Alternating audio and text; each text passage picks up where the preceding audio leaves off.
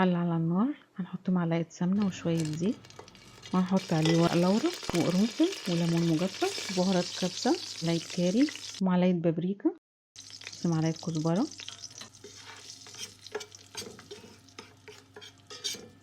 وهنحط الفراخ عليها تكون متقطعة ومغسولة، وعليها بصلاية متقطعة بس دي ما اتصورتش يعني. نشوح الفراخ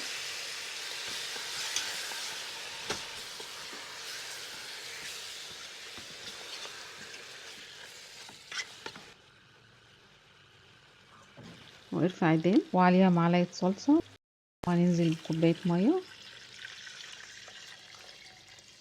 ونحط ملح وفلفل ونسيب الفراخ لحد ما تستوي.